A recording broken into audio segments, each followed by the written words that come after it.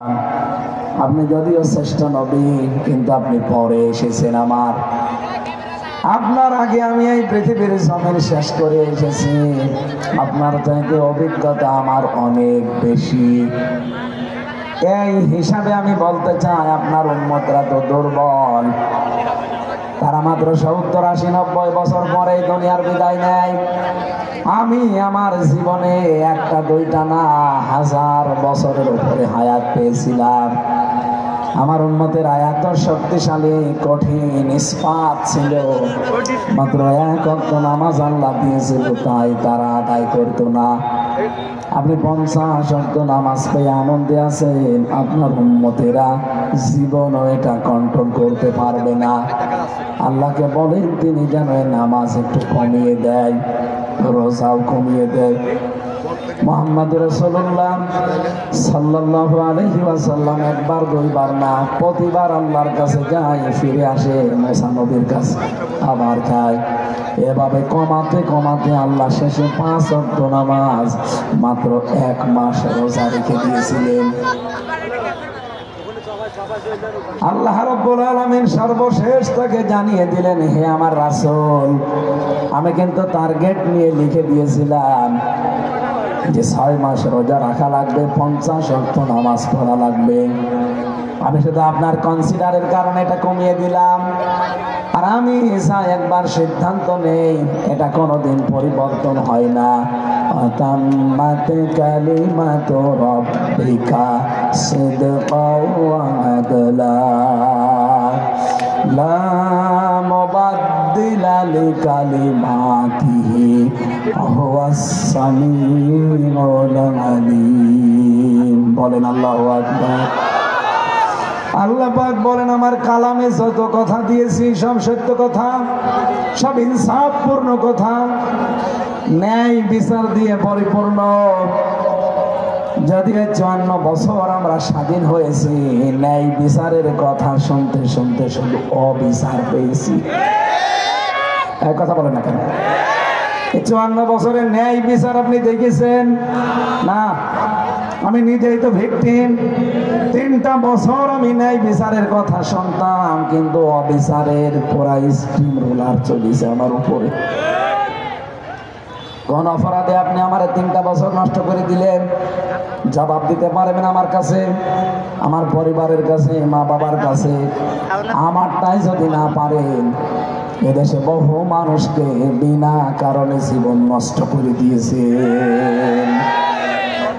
বিশেষ করে আয়না ঘরের নাম দিয়ে মানবতার সাথে এটা যে এত বড় কৌতুক,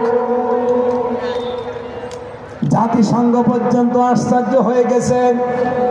এদেশের গোয়েন্দা সংস্থা যারা আছে তারা বারবার নিষেধ করেছে, অনবাধা ওরা তাদের উপরে অবিচার চালিয়েছে। 1,10,000 মানুষ এই 15.5 বছরে আমি দেখলাম জেল খাটতেছে। আমার মনে হয় কমপক্ষে 90 থেকে 1 লক্ষ মানুষই নিরপরাধ, কিছুই জানে না। আমার নিজেরটাই যেমন আমি কিছু, এদেশে যে জঙ্গি নেই তার প্রমাণ এই 6 মাস 12 দিন। এক কথা বলছেন না কেন? এই 6 মাস 13 দিন হয়ে গেল। এই 6 মাস 13 দিনে আপনি আজ পর্যন্ত শুনেছেন কোন জঙ্গি ধরা পড়েছে? কেন পড়ে না? কারণ জঙ্গির নাটক যিনি লিখবে সেই মহারানী পালিয়েছে।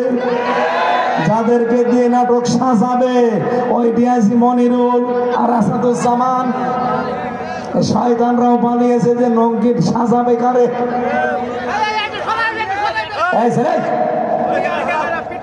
বারবার ওঠেন কোন কারণে? মানুষ ডিস্টার্ব করছে, দেখছেন না? আমার ভাইরা এমনিতে রাত হয়ে গেছে, আমি মূল কথাগুলো বসাতে চাই খুব তাড়াতাড়ি। ডিস্টার্ব করবেন না।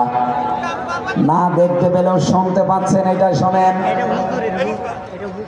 খেয়াল করে দেখেন, ভেতরে যাবার পরে আমি একজনকে জিজ্ঞাসা করলাম যে ভাই আপনার কোন মামলা? উনি আমারে বলছে আমি আল্লাহর দলের প্রধান। আল্লাহর দলের সভাপতি উনি। বললাম সেক্রেটারি কে? বলছে আমার ছেলে। ও সভাপতি ও ছেলে সেক্রেটারি দুইজনই ছেলে, বাইরে কোনো লোক ওদের নেই। অথচ আসাদুজ্জামান আর এই মনিরুল যদি এখন থাকতো, ভালো মানুষের জিহাদের মতো মানুষকে তুলে নিয়ে যেত বাড়ি থেকে। জিহাদ বলে তো আবার সমস্যা, সোজাও এর তুলে নিয়ে বলতো 2 মাস 3 মাস 1 বছর আটক করে রাখতো ওই মাটির নিচে। আমারও তো 10 দিন রেখেছিল। এমন একটা ভয়ঙ্কর জায়গা, ওখানে 10 দিন 1 বছর 2 বছর রেখে দিয়ে হঠাৎ বের করে বলতো এই দেখেন বিশাল জঙ্গি। এটা পুরাটা নাটক ছিল। ওই দাদারা যা বলতো ওরা তাই করতো। রিমান্ডে যাই কয়টা অফিসার পেয়েছিলাম, ওই শয়তানগুলো গোপনে যখন বসে আলাপ করতো, ওরা মনে করতো যে আমি মনে হয় শুনতে পারছি না, অথচ সবই তো দেওয়ালের পাশ থেকে শোনা যেত। ওরা নিজেরা বলতো যে আর কতদিন এইভাবে মিথ্যা দিয়ে, আর কতদিন। আল্লাহ এমনি ওদের ধরে নাই, পাপের বোঝা ওদের ছাড়িয়ে গেছে। এটা সূরা আলে ইমরানে আছে 168 নম্বর আয়াতের শেষের দিকে। না 300 এমপি একবারে পালিয়ে যায়। আপনাদের এখানকার সেটা মনে হয় পালিয়েছে। কে? তার বাড়ি ঘর পর্যন্ত মানুষ মাটির সাথে মিশিয়ে দিয়েছে। কেন? ক্ষমতায় যাওয়ার পরে এমন কাজ কেন করা লাগবে যে ক্ষমতা হারালে আর 32 নামে এখন আর কিছু নেই। এখন সবাই বলছে ওইটা টয়লেট বানানো হোক, এমনি না। এর ভেতরে একটা কারণ আছে। কাবা শরীফে একবার তাওয়াফ করছিলাম 16 সালের দিকে। 7 বার গোল চত্বর দেওয়ার পরে আমার হঠাৎ করে ওপরে দেখতে গেলাম, দেখি একটু এই দেশটা, ওপরে যে দেখি আমার পেটে মারাত্মক ব্যথা। এক পুলিশকে ডাক দিয়ে বললাম, ইয়া সাদেক, বাংলাদেশ থেকে এসেছি। আমার ওর ভাষা দিয়ে বলে, হাজি আপনি জানেন না এটা কোন জায়গা? ফার্মেসি খোঁজেন কেন? পেটে ব্যথা করছে, ঔষধ লাগবে, ফার্মেসি লাগবে না, আপনি জানেন না এটা কোন জায়গা? আবু জাহেলের বাড়ি। আপনি এখনো পায়খানা না করে দাঁড়িয়ে আছেন। পায়খানা করেন, দেখেন পেটের ব্যথা। সত্যি কাজ করে দেখি জালেমদের বাড়ি ঘর এখন সব টয়লেট হয়ে যাচ্ছে। এই জন্য আওয়াজ যখন উঠছে, যেখানে যেখানে জালেমরা জুলুম করতো ওই জায়গাগুলো অভিশপ্ত। কথা বলেন না কেন? যেখানে এই জালেমরা বসবাস করতো আল্লাহ বলেন ওগুলো অভিশপ্ত। এটা সূরা নমলের।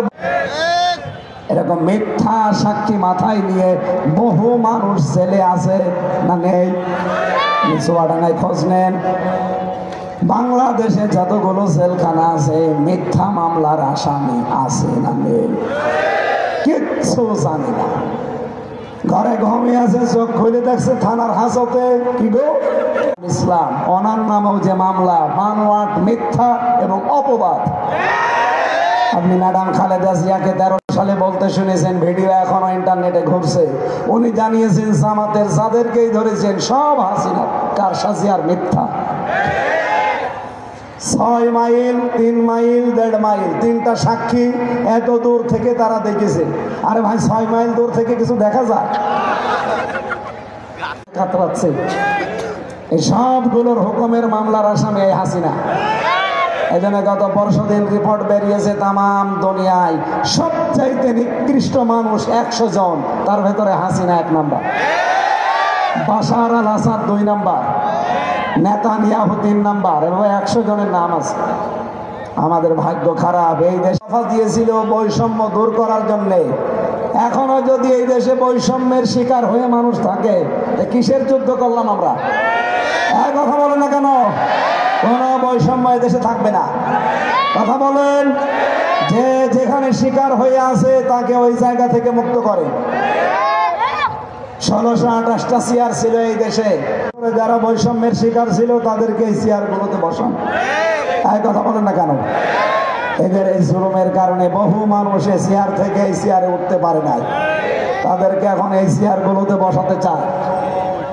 যেহেতু সংস্কার আরম্ভ হয়ে গেছে এবং চলছে, আমরা চাই এই বাংলাদেশে ডক্টর কামালের লেখা সংবিধান পরে গাঁজা খাওয়ার কারণে জেলে দিয়েছে। ও দেখি ভেতরে গাজার গাছ, জেলার তো হিন্দু দেবদুল্লাহ জিজ্ঞাসা করছে, তুই গাজার গাছ লাগালি কি করে?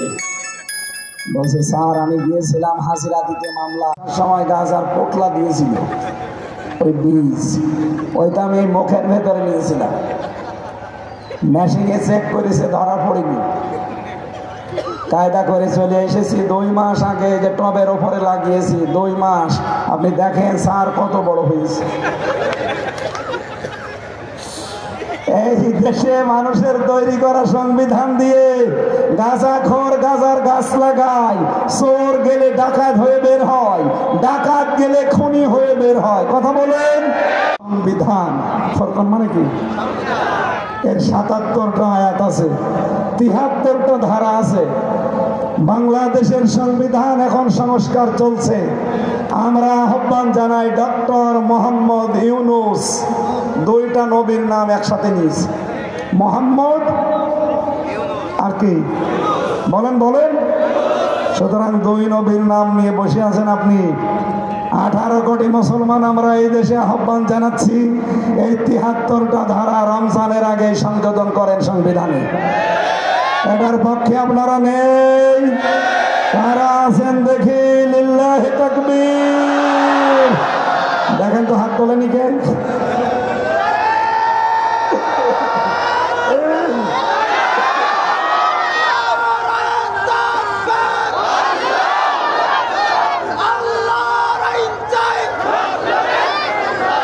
আলহামদুলিল্লাহ।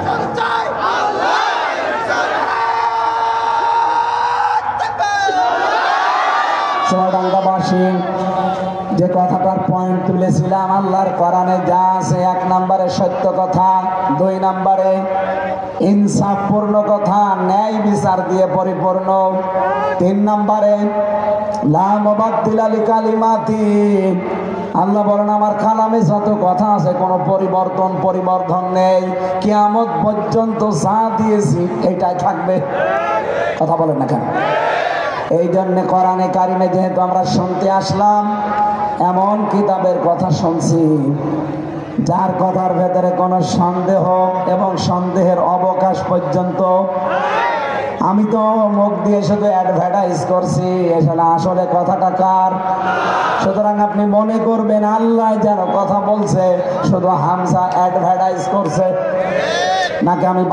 এই জন্য আপনার উম্মতকে যে বলবেন, ওরা যদি বছরে 1 মাস রোজা রাখে, 5 ওয়াক্ত নামাজও যদি ঠিক মতো পড়ে, ওদেরকে আমি 6 মাস রোজা রাখার সওয়াব দিয়ে দেব, 50 ওয়াক্ত নামাজ পড়ার সওয়াব দিয়ে দেব। সুতরাং সেই সুযোগ এখন আমাদের সামনে আসতেছে, পাই সে যেন অবশ্যই রোজা রাখে। যেহেতু অসুস্থ এবং সফর, এই 2টা কারণে রোজা না রাখলেও মাপ আছে, কিন্তু অসুস্থ আর সফর বাদ দিয়ে কেউ যদি ভালো কাজ ইচ্ছা করে করে যায় দুনিয়ায়, সেটা তার জন্যই ভালো। রোজা রাখো, তোমাদের জন্য ভালো হবে, ইন কুনতুম তা'লামুন, যদি তোমরা জানো। এবার আসেন ওই বিধান কতদিন এসেছে, কিভাবে চলছে আমাদের উপরে। জীবননগরবাসী, আজকে যিনি সভাপতির দায়িত্বে আছে, কমপক্ষে 60 বছর বয়স ওনার হবে। ওনার আচরণ চরিত্র, ওনার অ্যাক্টিভিটিস, এই 45 বছর পরও ওনার আচরণ ওনার চরিত্র ওই রকমই আছে। যে রোজা এসেছে আর চলে গেছে, ওনার কোনো লাভ হয়েছে? আসতে বলেন। আপনি ডাক্তারের কাছে ছেলে মেয়ে নিয়ে যাবেন, বাচ্চা নিয়ে যাওয়ার পরে দেখবেন ডাক্তার আগে বাচ্চাকে ওজন দেয়, কি দেয়? বলেন বলেন। 2 বছর বয়সে নিয়ে গেলেন, ওই সময় বয়স মনে করেন তার ওজন দিয়ে হয়েছে 11 কেজি ওজন। 5 বছর বয়সে নিয়ে গেলেন, আবার ওজন দিয়েছে 11 কেজি। বলেন তো ওই বাচ্চা সুস্থ না অসুস্থ? আরো যারা বলেন সুস্থ না অসুস্থ?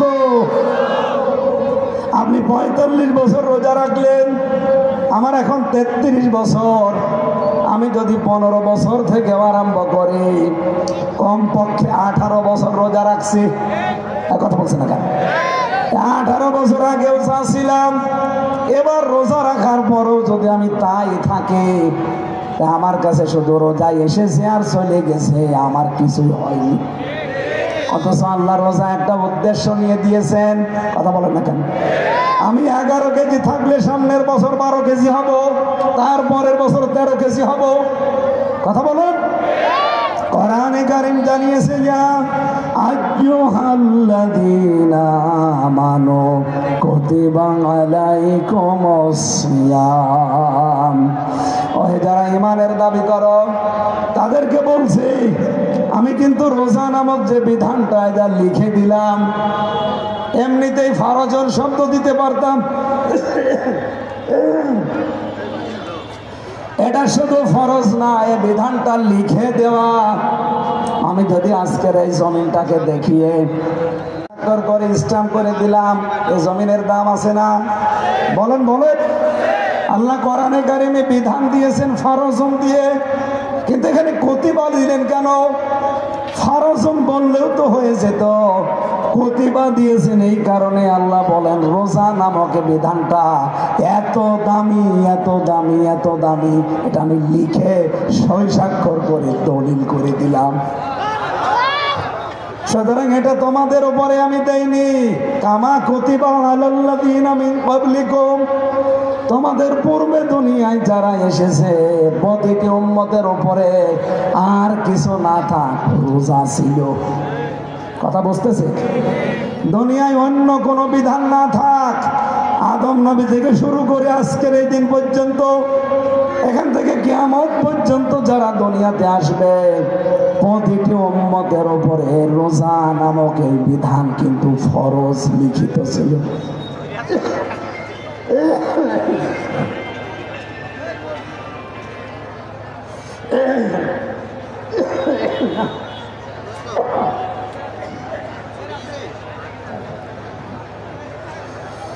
কণ্ঠ আসলে সাপোর্ট করছে না। 3টা বছরে এমন কোনো টর্চার নেই আমার শরীরের উপরে করে নাই। মাথার চুল থেকে পা পর্যন্ত এমন কোনো জায়গা বাকি নেই, আমি জামা কাপড়ও খুলতে পারি না। এই জন্য শরীর স্বাভাবিক হতে আরো সময় লাগবে। আর খাবার দাবার তো ভালো ছিল না, জালেমরা জীবনটা একেবারে নষ্ট করে দিয়েছে। আমার আত্মীয় স্বজন যেহেতু আপনারা, আর আমি এখনো মুসাফির অবস্থায় আছি, এই ভাঙ্গা কণ্ঠ নিয়ে দোয়া করছি আল্লাহর কাছে আপনাদের নিয়ে, আল্লাহ যেন আগের অবস্থায় শরীর আর কণ্ঠটা ফিরিয়ে দেয়। আরো বলেন আমিন। জীবননগরবাসী, রমজানের রোজা শুধু আমাদের উপরে আল্লাহ ফরজ করেছেন না, এটা আগে যত মানুষ দুনিয়ায় পাঠিয়েছিলেন সবার উপরে যেহেতু ফরজ ছিল, আল্লাহ পাক বলেন এই জন্যই দিয়েছিলাম লাআল্লাকুম তাত্তাকুন, আমি চাই তোমরা পরহেজগারী জীবন অবলম্বন করো। সুতরাং এটা যেহেতু আপনি আল্লাহকে না দেখে পালন করছেন, সামনে যত বিধান আল্লাহর আসবে ওই বিধানগুলোর ট্রেনিং এই 1 মাস থেকে নেওয়া লাগবে। আল্লাহ তোমাকে না দেখে যদি বিধান এত শক্তভাবে পালন করতে পারি, আগামীতে যত বিধান আমার জীবনে আছে সব বিধান যেন এভাবে দৃঢ় থেকে শক্তভাবে আদায় করতে পারি, এই তৌফিক এখনই কামনা করা। বলেন আমিন। ও বাংলার মুসলমানেরা, সবার জীবনে কিন্তু এটা আসে না। আমরা যখন আল্লাহ হায়াতে পেয়েই গেছি, অন্তত এটা হেলায় খেলায় নষ্ট করা যাবে না। আল্লাহুম্মা বারিক লানা ফি রজব ওয়া শাবান ওয়া বাল্লিগনা রমাদান। নবীজি এই 2 মাসে দোয়া করতেন, রজব আর শাবানে, রব্বুল আলামিন এই 2 মাসের বরকত আমাদেরকে দান করো, আর রমজান পর্যন্ত আমার হায়াত তুমি বাড়িয়ে দাও। তার মানে রমজানে এক একটা ইবাদতের অন্য মাসের তুলনায় 70 গুণ বেশি সওয়াব পাওয়া যাবে। আমাদের জীবনের টার্গেট বানানো লাগবে, আমরা যেন আখিরাতের বিশাল জীবন নষ্ট করে না ফেলি। জীবননগরবাসী, আখেরাত কারো জন্য তৈরি করা নেই। হযরত ইব্রাহিম নবী আলাইহিস সালাম মেরাজের রাতে আমাদের নবীজিকে দেখিয়ে বলেছিলেন, সন্তান আমার, দুনিয়াতে যাবার পরে তোমার উম্মতদেরকে বলবা যে আখেরাত কারো জন্য তৈরি নেই। দুনিয়াতে যে যে ধরনের কাজ করবে ওইটা দিয়ে তার আখেরাতের পুঁজি তৈরি হবে। এজন্য আমরা যেন পাগলামি না করি। আমার এই ছোট্ট জীবনে এমন এমন কাজের আঞ্জাম দিয়া লাগবে যেটা মরে গেলেও চালু থাকে। এই কথা বলে না কেন? এই 17 বছর চলছে কোরআনের প্রচার এই জায়গায়। সেই প্রথম যারা এখানে আনন্দ করেছিল, এখানে অনুষ্ঠান জারি করেছিল, হয়তো তারা এখন অনেকেই নেই। কি অনুষ্ঠানটা যদি কোরআনের প্রচারের উদ্দেশ্যে হয়, কোরআন প্রসারের উদ্দেশ্যে হয়ে থাকে, এটা যদি কিয়ামত পর্যন্ত চলতে থাকে, এখন অন্তত যারা এই যে ময়েন সাহেবের মতো যারা দায়িত্বে আছে, উনি হয়তো আর 50 বছর পরে থাকবে না, কিন্তু অনুষ্ঠান যদি চলতেই থাকে, সেই 17 বছর আগে যারা চালু করেছে, এখন যারা আছে, এর দ্বারা যত মানুষ ভালো হবে, যত মানুষ পথ পাবে। আজকে আমার দুপুরবেলা অনুষ্ঠান ছিল দামড়হুদায়, ওই জায়গায় একটা মানুষ আজকে মুসলমান হয়েছে। অনুষ্ঠান যারা আয়োজন করেছিল, ওই লোকটা দিনের পথ পেয়েছে। মুসলমান হওয়ার পরে যত ভালো ভালো কাঞ্চান এখন এই জীবনে দেবে, কোরআন শুনে যেহেতু ভালোর পথ পেয়েছে, যত মানুষের অনুষ্ঠানের সাথে জড়িত ছিল কিয়ামত পর্যন্ত সওয়াব পেতেই থাকবে। এজন্য আখিরাতের কাজ এরকম টার্গেট নিয়ে করা যে কাজ করব অল্প, কিন্তু ওটা জারি থাকবে। আমরা অনেকেই শুনি সাদগায়ে জারিয়া। আরে ভাই, গোনায়ে জারিয়া আছে। শুধু সাদগায়ে জারিয়া হয় না, গোনায়ে জারিয়া হয়। কোরআনের সাথে সম্পৃক্ত যতগুলো কাজ সব সাদগায়ে জারিয়া, আর কোরআনের বিরুদ্ধে যত কাজ সব গোনায়ে জারিয়া। এই অনুষ্ঠানের সাথে সম্পর্ক এই জন্য রাখতে হবে। হযরতে আবু বকর সিদ্দিক মাত্র 63 বছর বেঁচে ছিলেন। কয় বছর বলেন বলেন? অথচ তিনি কোরআনে কারীমকে এক জায়গায় করেছিলেন। যত মানুষ কিয়ামত পর্যন্ত কোরআন পড়বে, বুঝবে, শুনবে, আমল করবে, আবু বকরের আমল নামায় অলরেডি ফ্ল্যাক্সি লোড হয়ে সওয়াবগুলো যেতেই থাকবে। আমাদের এই রমজান সামনে নিয়ে এমন সিদ্ধান্ত নেওয়া দরকার, এমন এমন কিছু কাজের আঞ্জামে রমজানে দেব যেন আমি ইন্তেকালের পর ওইটা কিয়ামত পর্যন্ত জারি থাকে। কথা বোঝা গেছে? বিশ্বনবী জানিয়েছেন রমজানুল মোবারকে খুতবা দিতে উঠেছিলাম, তিনবার আমি মসজিদের মেম্বার পার করলাম। জিবরাইল আমার কাছে এসে বলেছে আমিন আমিন আমিন। সাহাবীরা বলে, হুজুর আপনিও আমিন বললেন কেন?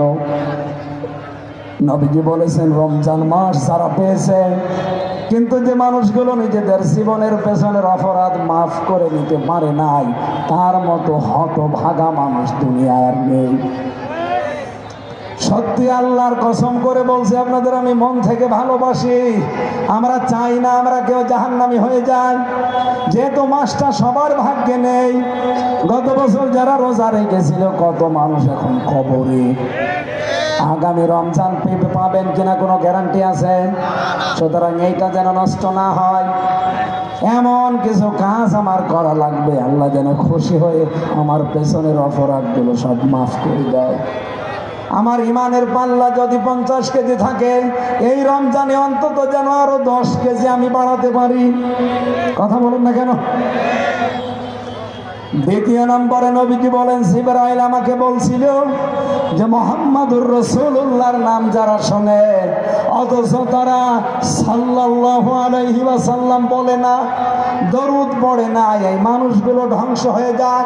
আমি বললাম আমিন। জীবননগরবাসী, প্রশ্ন আসতে পারে, আমি তো সব সময় সাল্লাল্লাহু আলাইহি ওয়াসাল্লাম পড়ি না, এইটার জন্য নবীজি বসান নাই। আপনি যদি বিশ্ব নবীর আদর্শ বাদ দিয়ে অন্য কারো আদর্শ দুনিয়ায় মেনে চলেন, আপনার সাল্লাল্লাহু আলাইহি ওয়াসাল্লাম পড়া হয়নি। আমার কথা বোঝা গেছে? এই মুহূর্তে আপনি সিদ্ধান্ত পাল্টিয়ে বাড়ি যাওয়া লাগবে। সামনে রমজান, যে আমি নবী ছাড়া কাউকে আদর্শ মানি। আরো জোরে বলেন মানি। এটা ঠিক রাখা লাগবে, নাই তো আপনি 50 কেজি ছিলেন, এই রমজানে আরো 10 কেজি কমে 40 কেজি হয়ে যাবেন।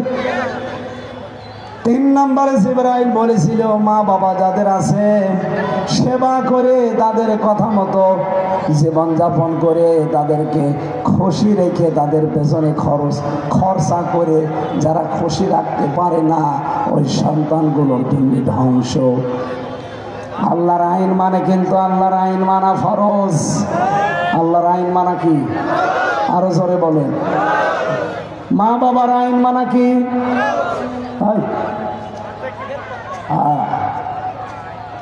আল্লাহর আইন মানা ফরজ, মা বাবার আইন মানা ফরজ না, তাদের সেবা করা ফরজ। তাহলে নামাজ পড়া যেমন ফরজ, মা বাবার কথা শোনা জায়েজ কথা, তাদের পেছনে সাধ্য মতো খরচ করা কি? এটা কি? বলেন বলেন। আপনি যদি মায়ের জন্য, বাবার জন্য একজন বলেন, মা বাবাকে 7টা ছেলে তার পালাপালি করে খাওয়ায়, এ 7 দিন ও 7 দিন কেন?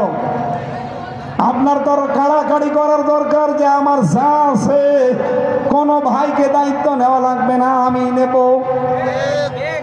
বিশ্বনবী জানিয়েছেন, কোন স্ত্রী যদি এটা মনে করে যে আমার স্বামী আরো বেশি দিন বেঁচে থাক, আমার স্বামীর সম্মান, সন্তানাদি, সম্পদাদি আরো বেড়ে যাক, সে যেন সবচাইতে বেশি গুরুত্ব দেয় তার আত্মীয় স্বজনের ভেতরে রক্তের সম্পর্ক যাদের সাথে আছে তাদের। জীবননগরবাসী, আমাদের সাথে রক্তের সম্পর্ক কার বেশি? মা বাবা। বলেন বলেন। এই জন্য স্ত্রীদেরকে বলবো, আপনারা আরো গুরুত্ব দেবেন, মা বাবার সেবা করতে যেন আমরা বাধ্য হই। আর আপনার কারণে আরো মা বাবাকে আমরা ভুলে যাই, কষ্ট দেই, সম্পর্ক নষ্ট করি। এই কথা বলেন না কেন? এই নজরে দেখে স্বামীর মা বাবাকে, ওই নজরে দেখে। আমাদের বউগুলো আল্লাহ যেন এরকম বানিয়ে দেন, বলেন আমিন। এলাকায় আমার জানা মতো এরকম বউ নেই। এরকম বউ যারা, বউ না, এটা ছোট মন, এদের ন্যারো মাইন্ডের, এটা ইতর বউ। আল্লাহ এই মানুষগুলোকে ব্রড মাইন্ডের হওয়ার তৌফিক দাও, বলেন আমিন। মা বাবার সেবা করা নামাজ রোজার মতোই ফরজ। এটা সন্তান হিসাবে আমরা অনেকে জানি না। কিয়ামতের দিন আল্লাহ আরাফ নামক একটা প্রাচীরের ওপরে দাঁড় করিয়ে রাখবে। জান্নাতেও দেবে না, জাহান্নামেও দেবে না। জাহান্নামে দেবে না। হাও আর যাই করুক, দিন কায়েমের জন্য চেষ্টা করেছে দুনিয়ায়, এই জন্য আল্লাহ জাহান্নামে দেবে না। হাদিসের শেষে কিন্তু আমরা এটা আর পাইনি যে তারা দেবে কোথায়। চুয়াডাঙ্গাবাসী বলেন তো, আপনি জান্নাতেও যাচ্ছেন না, মা বাবার সাথে সম্পর্ক খারাপ থাকার কারণে, জাহান্নামেও যাচ্ছেন না দিন কায়েমের আন্দোলন করার কারণে। এখন যদি আরাফ নামক স্থানে দাঁড়িয়ে থাকা লাগে, কি হবে আপনার? আমাদের কপাল যেন কারো এইরকম নষ্ট না হয়, বলেন আমি। লাআল্লাকুম তাত্তাকুন। আল্লাহ বলেন তাকওয়া অর্জন করার জন্য মাসটা দিলাম। তাকওয়া কি? আল্লাহর ভয়ে তার নিষিদ্ধ কাজগুলো ছেড়ে দেওয়া, এর নাম তাকওয়া। এই কথা বলেন না কেন? এই যে মোবাইলে যাদের অশ্লীল দৃশ্যগুলো আছে, অশ্লীল সিনেমা আছে, নভেল আছে, নাটক আছে, থিয়েটার আছে, যেগুলো নিজে দেখলে আনন্দ পান, অন্য কেউ দেখলে লজ্জা লাগে, এই মুহূর্তে এই অশ্লীল কাজগুলো ডিলিট করা লাগবে। কারণ এটা নিষিদ্ধ কাজ। আল্লাহর ভয়ে আপনি ঘৃণা করে এটা ডিলিট করে দেবেন, তাহলে আপনার ভেতরে তাকওয়া তৈরি হবে।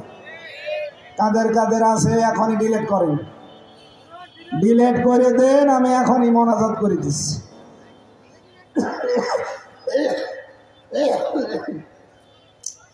আজকে অনুষ্ঠানও চলছে 3টা, আমার কণ্ঠ এবং শরীরও সাফার দিচ্ছে না। রমজান সম্পর্কে যতটুকুই জ্ঞান দিয়েছি আপনাদের, আমি সহ প্রত্যেকে যেন মেনে চলতে পারি। আমি এখন রাত 12টা 15 বাজে, ঘুমানো লাগবে, তাহাজ্জুদ আছে, ফজর আছে, সকালে কর্মজীবন আছে। আল্লাহ রাব্বুল আলামিন আমাদের মাফ করুন। জেলখানায় বসে বসে কয়েকটা বই লিখেছিলাম, তার ভেতরে এটা একটা, সৃষ্টি জগৎ নিয়ে লেখা, কোথায় পাওয়া যাচ্ছে, এখানে হয়তো গাড়িতে আছে, কয়েকটা আছে, লাগলে নিয়েছেন। আল্লাহুম্মা আমিন। লা ইলাহা ইল্লা আনতা সুবহানাকা ইন্নী কুনতু মিনাজ জালিমিন।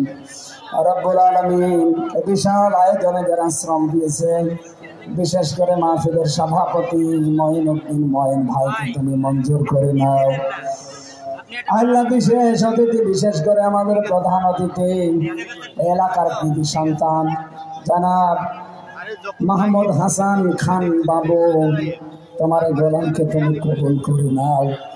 হাজার হাজার মানুষের কর্মসংস্থান তৈরি করে দিয়েছে তার ব্যবসা প্রতিষ্ঠানের মাধ্যমে। আল্লাহ সেখানে মেহেরবানি করে বরকত দান করো। এ মাহফিল যাদের মাধ্যমে এসেছে, যারা কষ্ট করে এরা সাজিয়েছে, দূর দূরান্ত থেকে যারা এসেছে, আল্লাহ তাআলা কাউকে খালি হাতে ফেরত দিও না, প্রত্যেকের জীবনের আশাগুলো পূরণ করে দাও রব্বুল আলামিন। পাশে ইন্ডিয়ান, এদের বহু চক্রান্ত বর্ডার এলাকায় হয়, আমরা জানি। সব চক্রান্ত থেকে তুমি এই বর্ডারকে হেফাজতে রাখো আল্লাহ।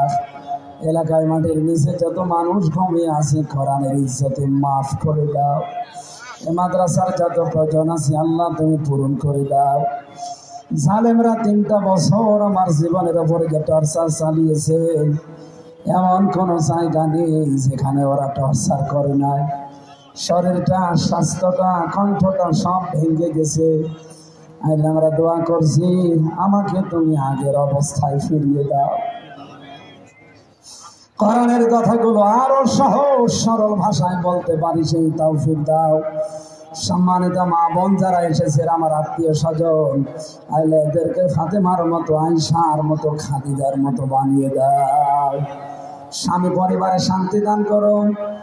এই জীবননগর এলাকায় যারা ব্যবসা বাণিজ্য করে, এদের ব্যবসা প্রতিষ্ঠানে বরকত দাও রব্বুল আলামিন। আবার দোয়া করছি তোমার বান্দা ময়নের জন্য, তার ছেলেটা কোরআনের হাফেজ হয়েছে, তাকে তুমি হাফেজে কোরআন মঞ্জুর করো। আমার সাথে আমার শ্রদ্ধাভাজন ব্যক্তিত্ব ফয়সাল আহমেদ মানিক, হাফেজ আবু বকর সিদ্দিক, মিজানুর রহমান, সোজাউল সহ যত আলেম ওলামা এই ময়দানে বসে আছে, হাফেজ নাসির উদ্দিন সহ প্রত্যেকটি আলেমকে কবুল করে না। আমার কণ্ঠর দিকে তাকে আমি শেষ করে দিলাম, মারাত্মক ব্যথা করছে। আগামীতে অনুষ্ঠানটা কোরআনের জন্য বিশাল আকারে কবুল করো আল্লাহ। বারাকাল্লাহু লানা ওয়া লাকুম ফিল কোরআনিল আযীম। মরণ আসলেই যেন পড়তে পারি লা ইলাহা ইল্লাল্লাহু মুহাম্মাদুর রাসূলুল্লাহ। সভাপতি সাহেব আপনাদের সালাম দেবেন, সভাপতি, এবং গাড়িতে আমার